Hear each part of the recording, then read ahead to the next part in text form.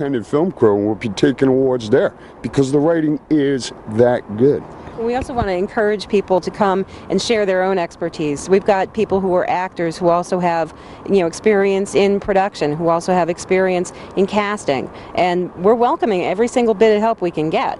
Everybody's pitching in. It's a real team effort. There's not going to be a lot of ego involved in it. We don't want people who are known actors or who are celebrities. We don't want them involved. We don't want the egos that come with it. We don't want the price tags that come with it. Right. There are so many people right here in Connecticut who have an awful lot of talent who are not getting the breaks and they're not getting the chances. And we want to launch their careers.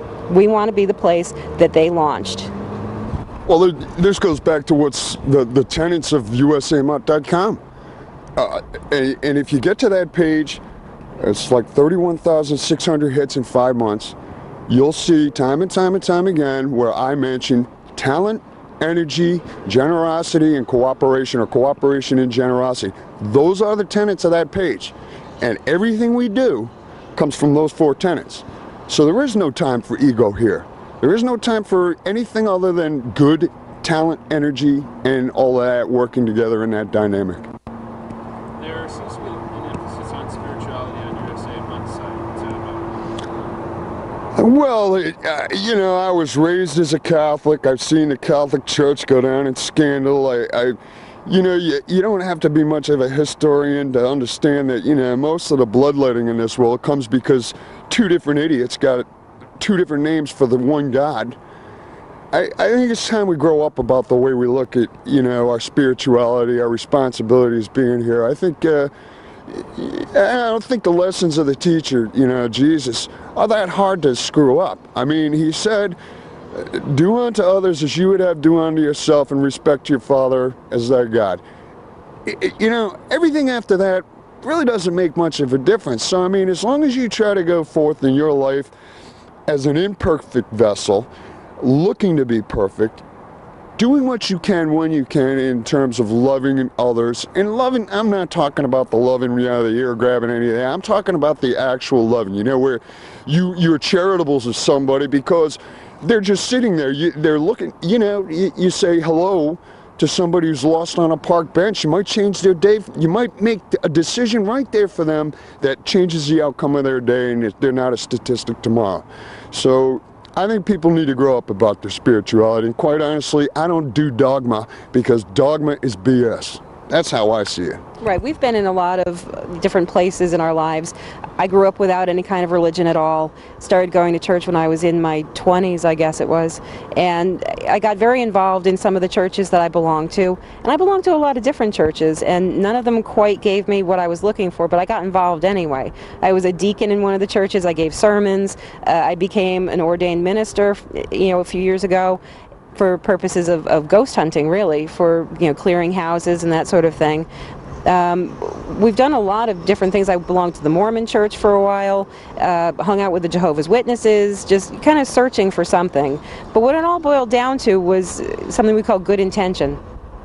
And that's really all it is. It's just good intention. There's good positive energy, there's good intention, there's being respectful, and I mean, we've had experiences where we've gotten out of the car, walked across the street heading over to our destination, and he's spotted somebody sitting on a park bench in a park looking kind of lost, and he's grabbed me by the hand, turned me around, pulled me back across the street to go talk to this complete stranger to see, do you need anything? He said, do you need a cigarette? Do you need some money? Do you need a ride? Do you need us to call somebody for you? Are you okay? And he does this complete strangers all the time, and it doesn't matter what kind of neighborhood we're in, how rough the person looks. If there's, some drunk guy coming down the street going, hey buddy, you got a cigarette? He gives him 2, and then offers him, whatever else he's got, because that's just the way that he goes about conducting himself when he's behaving not badly. And even when he is behaving himself badly, he's still offering people things, so.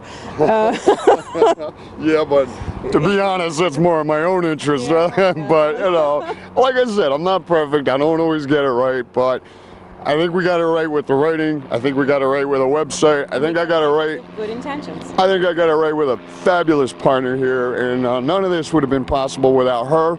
And there's a couple other people.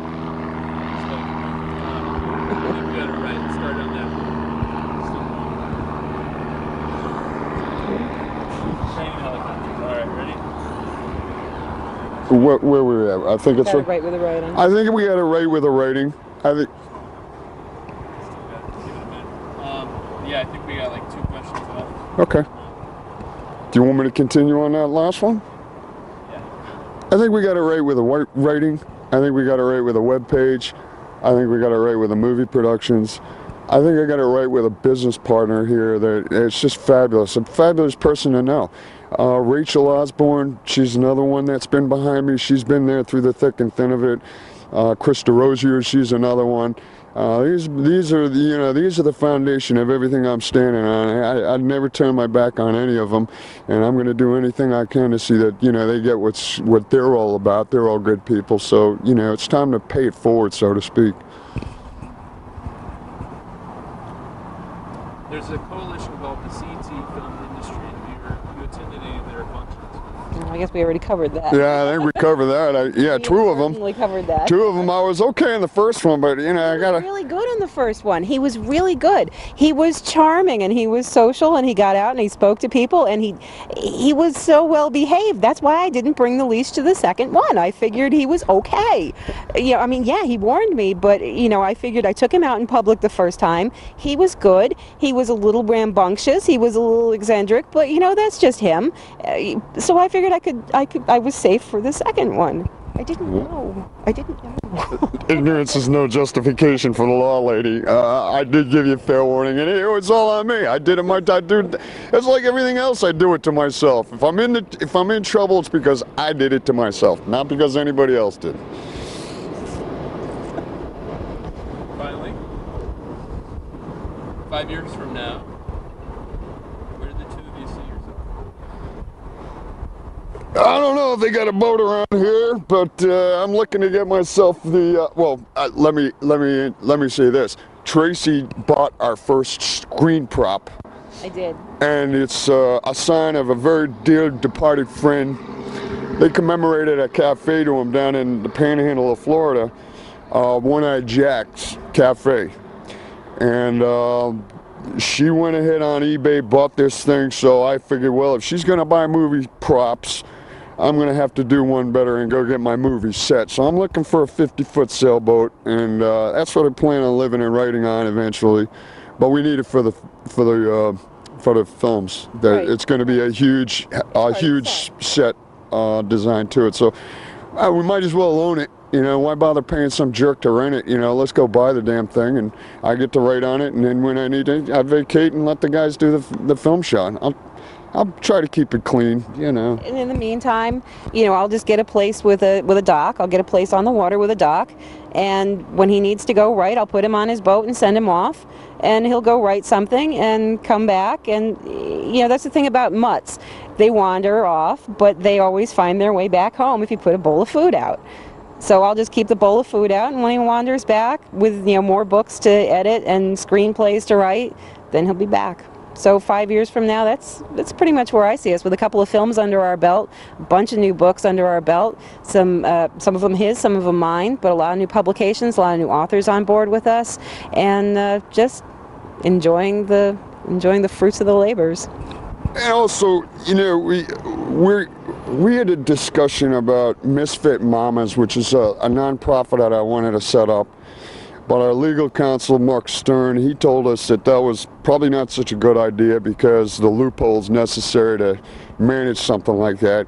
He said, when you get your money, he said, donate it to the United Way, set up a foundation. So we're going to be doing a lot of that. As a matter of fact, my friend Miss Georgie, who's the One-Eyed Jack reference, she does a lot of good things down in Florida, and we're going to set her up with a little bit of money once it starts coming our way. So, we're not totally arrogant about gaining reward, but we are gonna do our best to show people what you do with good things. What you do, you keep paying it forward. And I hate to use that term because it's known by somebody else, but I haven't thought of anything to call it other than that. And well, it's a hand up and not a hand out. There you go. What we want to do is set up something where we can get people into homes who wouldn't normally be in homes, buy foreclosed houses, that kind of thing, and rehab them, putting people who want to live in them to work, so they're paying off in sweat equity to begin with, and teaching them life skills. If they don't have a job skill,